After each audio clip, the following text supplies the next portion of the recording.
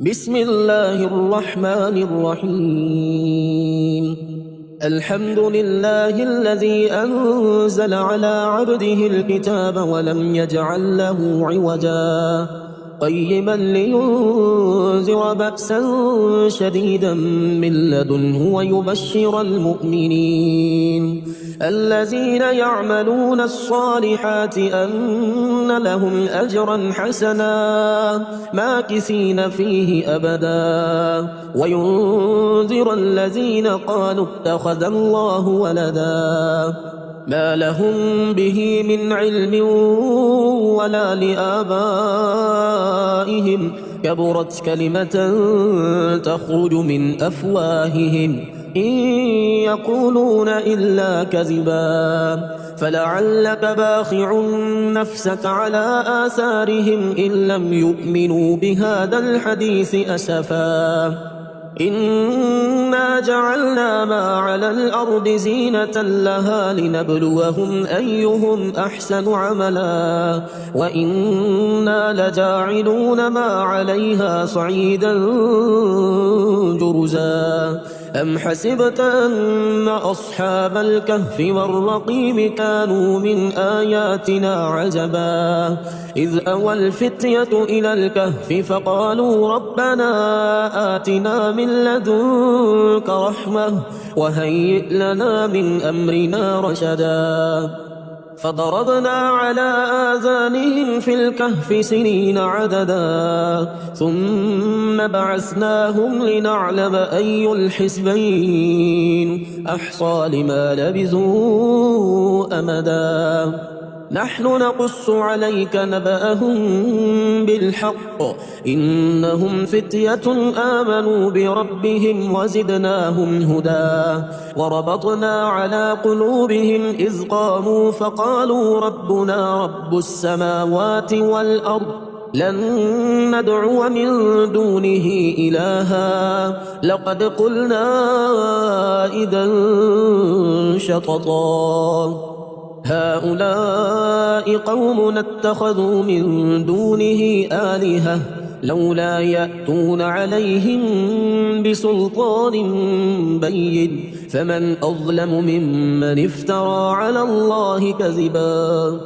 وإذ اعتزلتموهم وما يعبدون إلا الله فأووا إلى الكهف ينشر لكم ربكم من رحمته ويهيئ لكم من أمركم مرفقا وترى الشمس إذا طلعت تزاور عن كهفهم ذات اليمين وإذا غربت تقرضهم ذات الشمال وهم في فجوة منه ذلك من آيات الله من يهد الله فهو المهتد ومن يضلل فلن تجد له وليا مرشدا وتحسبهم أيقاظا وهم رقود ونقلبهم ذات اليمين وذات الشمال وكلبهم باسط ذراعيه بالوصيد لو اطلعت عليهم لوليت منهم فرارا ولملئت منهم رعبا وكذلك بعثناهم ليتساءلوا بينهم قال قائل منهم كم لبثتم قالوا لبثنا يوما أو بعض يوم قالوا ربكم أعلم بما لبثتم فابعثوا أحدكم بورقكم هذه إلى المدينة فلينظر أيها أزكى طعاما فليأتكم برزق منه وليتلطف ولا يشعرن بكم أحدا إنهم إن يظهروا عليكم يرجموكم أو يعيدوكم في ملتهم ولن تفلحوا إذا أبدا وكذلك أعثرنا عليهم ليعلموا أن وعد الله حق وأن الساعة لا ريب فيها إذ يتنازعون بينهم أمرهم فقالوا ابنوا عليهم بنيانا ربهم أعلم بهم قال الذين غلبوا على أمرهم لنتخذن عليهم مسجدا سيقولون ثلاثة رابعهم كلبهم ويقولون خمسة سادسهم كلبهم رجما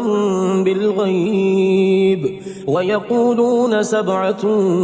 وثامنهم كلبهم قل ربي أعلم بعدتهم ما يعلمهم إلا قليل فلا تمار فيهم إلا مراء ظاهرا ولا تستفت فيهم منهم أحدا ولا تقولن لشيء إني فاعل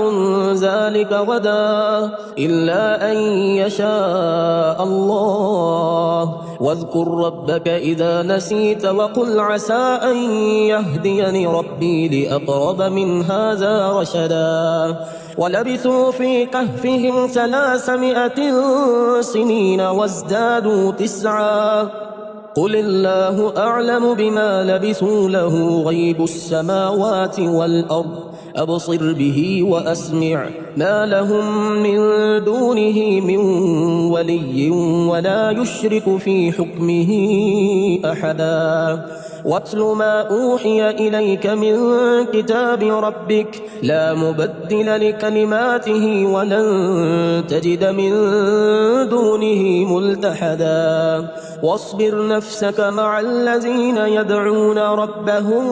بالغداة والعشي يريدون وجهه ولا تعد عيناك عنهم تريد زينة الحياة الدنيا ولا تطع من أغفلنا قلبه عن ذكرنا واتبع هواه وكان أمره فرطا وقل الحق من ربكم فمن شاء فليؤمن ومن شاء فليكفر إنا أعتدنا للظالمين نارا أحاط بهم سرادقها وإن يستغيثوا يغاثوا بماء كالمهل يشوي الوجوه بئس الشراب وساءت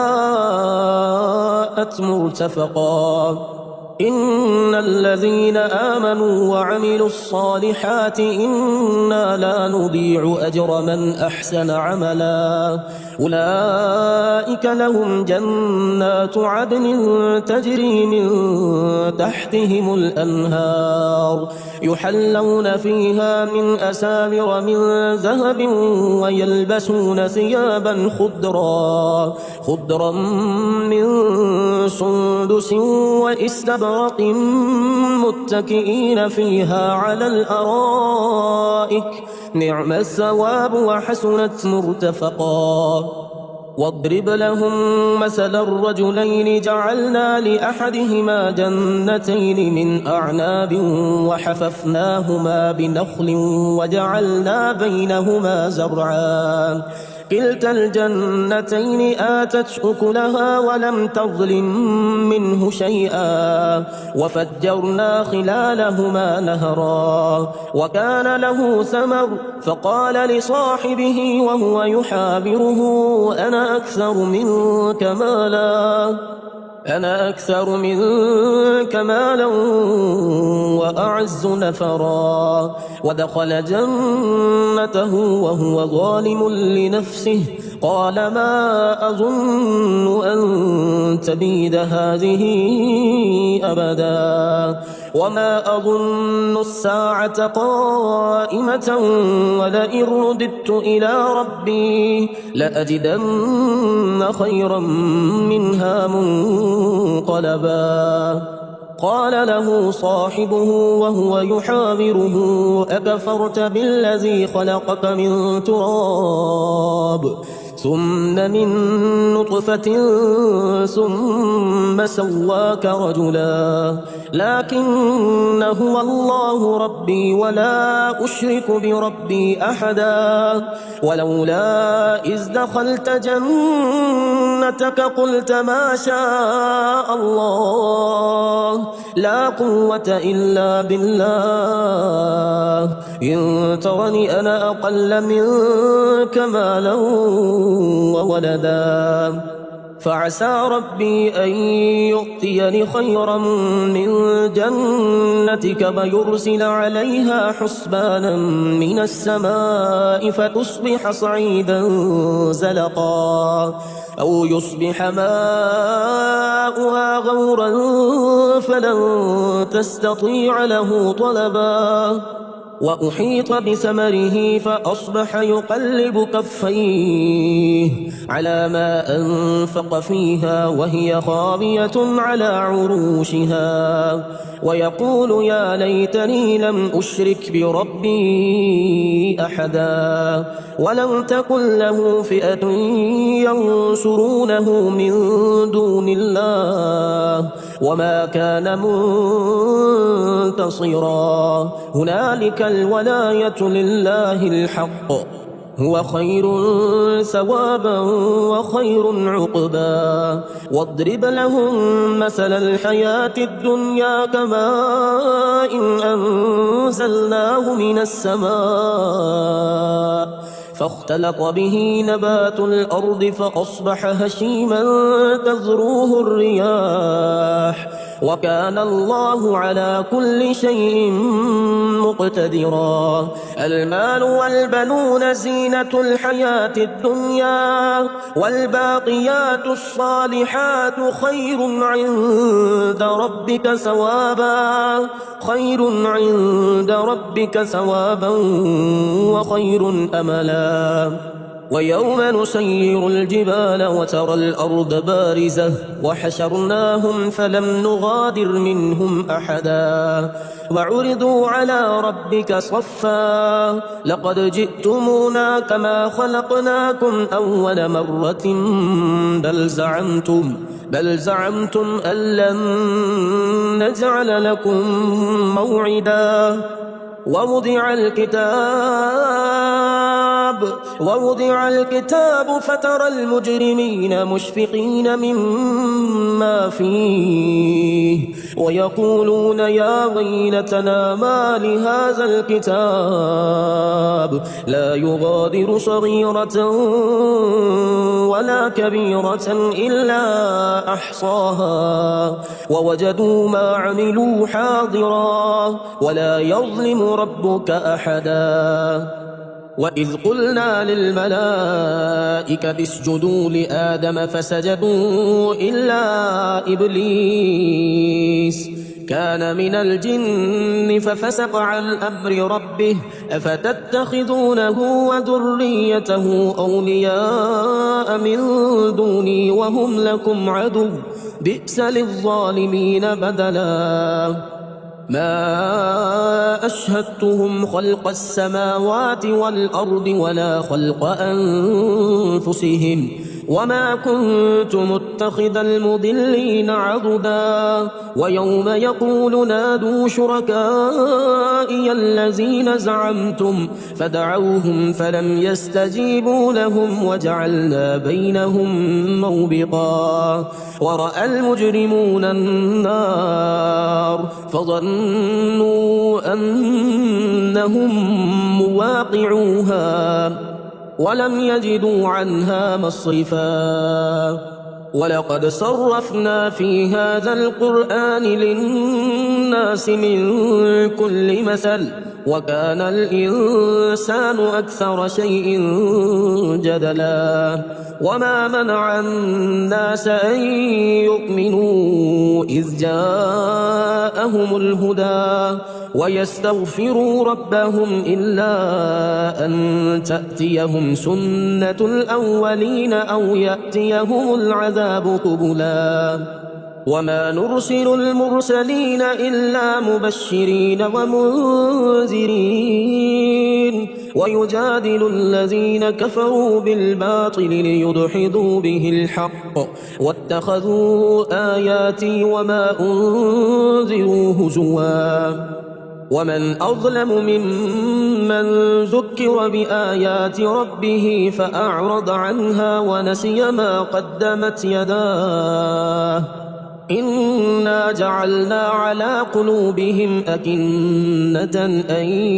يفقهوه وفي آذانهم وقرا وإن تدعهم إلى الهدى فلن يهتدوا إذا أبدا وربك الغفور ذو الرحمة لو يؤاخذهم بما كسبوا لعجل لهم العذاب بل لهم موعد لن يجدوا من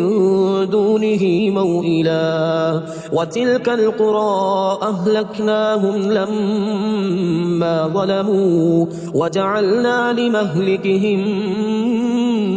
موعدا وإذ قال موسى لفتاه لا أبرح حتى أبلغ مجمع البحرين أو أمضي حقبا فلما بلغا مجمع بينهما نسيا حوتهما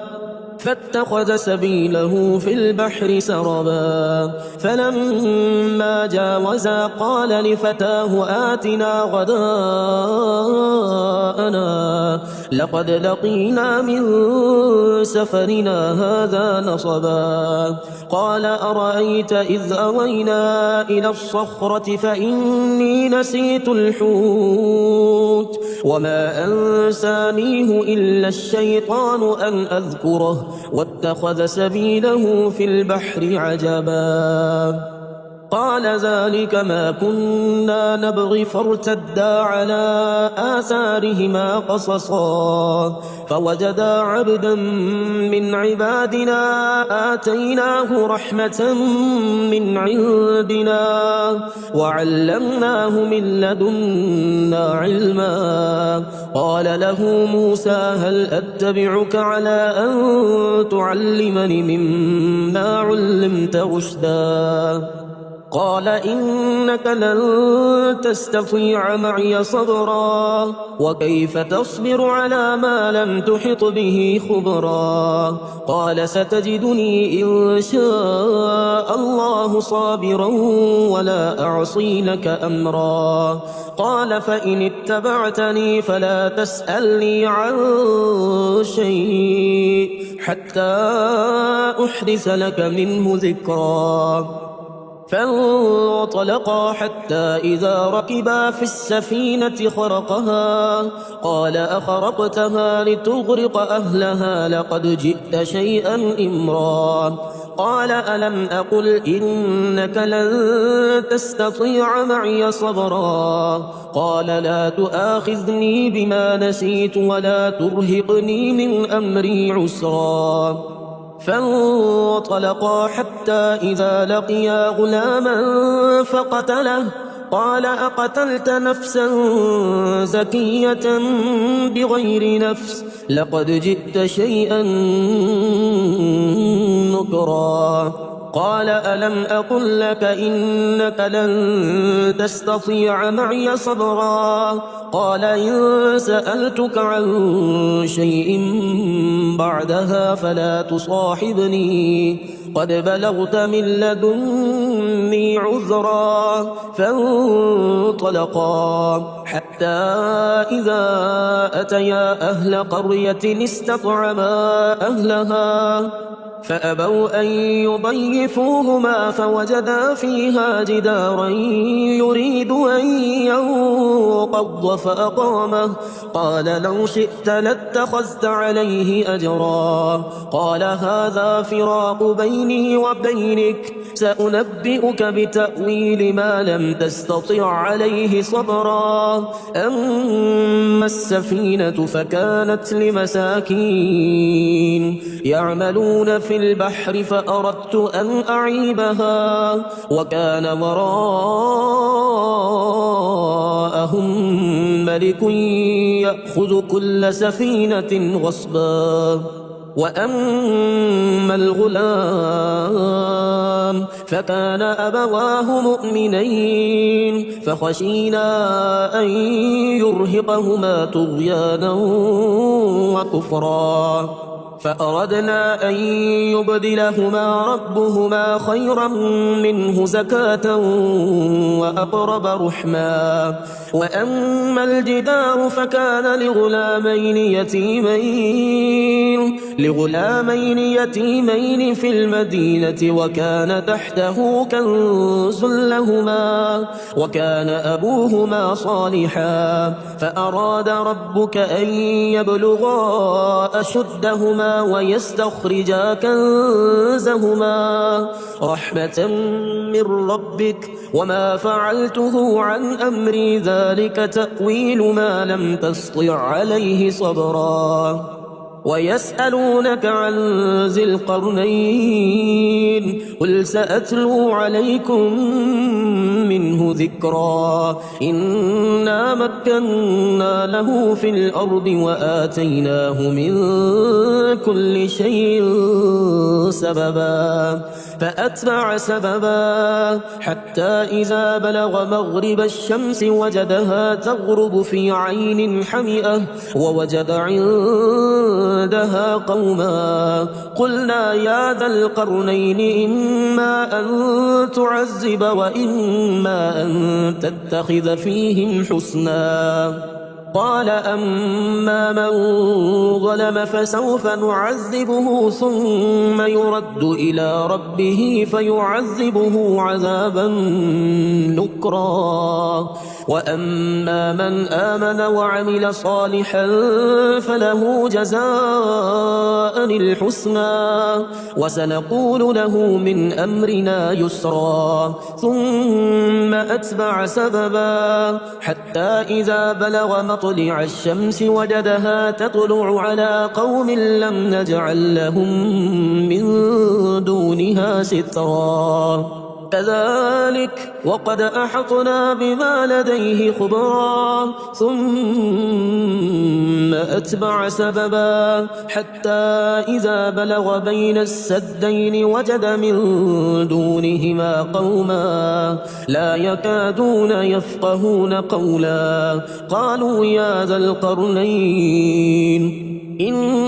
يأجوج ومأجوج مفسدون في الأرض فهل نجعل لك خرجا على أن تجعل بيننا وبينهم سدا قال ما مكنني فيه ربي خير فأعينوني بقوة أجعل بينكم وبينهم ردما آتوني زبر الحديد حتى إذا ساوى بين الصدفين قال انفخوا حتى إذا جعله نارا قال آتوني أفرغ عليه قطرا فما استطاعوا أن يظهروه وما استطاعوا له نقبا قال هذا رحمة من ربي فإذا جاء وعد ربي جعله دكا وكان وعد ربي حقا وتركنا بعدهم يومئذ يموج في بعض ونفخ في الصور فجمعناهم جمعا وعرضنا جهنم يومئذ للكافرين عرضا الذين كانت أعينهم في غطاء عن ذكري وكانوا لا يستطيعون سمعا أفحسب الذين كفروا أن يتخذوا عبادي من دوني أولياء إنا أعتدنا جهنم للكافرين نزلا قل هل ننبئكم بالأخسرين أعمالا الذين ضل سعيهم في الحياة الدنيا وهم يحسبون أنهم يحسنون صنعا أولئك الذين كفروا بآيات ربهم ولقائه ورائه فحبطت أعمالهم فلا نقيم لهم يوم القيامة وزنا ذلك جزاؤهم جهنم بما كفروا واتخذوا آياتي ورسلي هزوا إن الذين آمنوا وعملوا الصالحات كانت لهم جنات الفردوس نزلا خالدين فيها لا يبغون عنها حولا قل لو كان البحر مدادا لكلمات ربي لنفد البحر قبل أن تنفد كلمات ربي ولو جئنا بمثله مددا قل إنما أنا بشر مثلكم يوحى إلي أنما إلهكم إله واحد فمن كان يرجو لقاء ربه فليعمل عملا صالحا ولا يشرك بعبادة ربه أحدا.